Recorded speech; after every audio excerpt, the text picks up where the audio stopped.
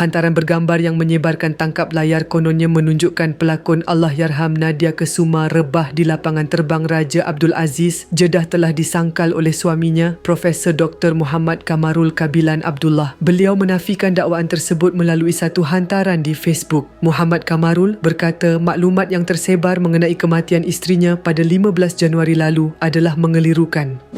Sebelum kita lanjutkan, marilah kita hadiahkan Al-Fatihah.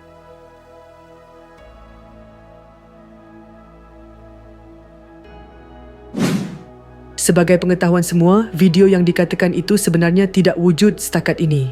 Kami sekeluarga telah mengemukakan permohonan rasmi kepada Kerajaan Malaysia untuk meminta rakaman video tersebut daripada pihak berkuasa Arab Saudi sejak arwah dilaporkan hilang pada 15 Januari. Jelasnya, beliau turut menyatakan bahawa walaupun mereka telah mengajukan permohonan tersebut, pihak berkuasa Arab Saudi masih belum meluluskannya sehingga hari mereka bertolak pulang dari Jeddah ke Malaysia. Kami faham bahawa mereka mempunyai protokol dan prosedur yang berbeza. Walaupun kami berasa sedih dan kecewa, kami tetap menghormati amalan mereka, kata Muhammad Kamarul.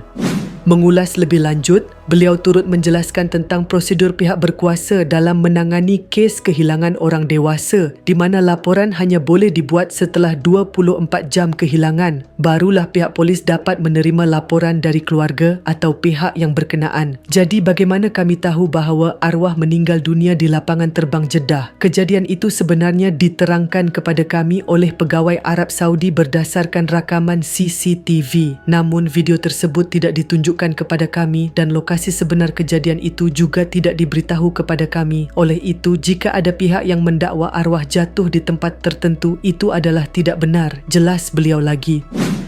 Dalam hantaran yang sama, Muhammad Kamarul turut menyatakan kesimpulannya bahawa mereka tidak mengetahui dengan pasti di mana sebenarnya isterinya rebah. Yang mereka tahu, arwah telah dibawa keluar dengan usungan ke ambulans dan diberikan rawatan perubatan secepat mungkin.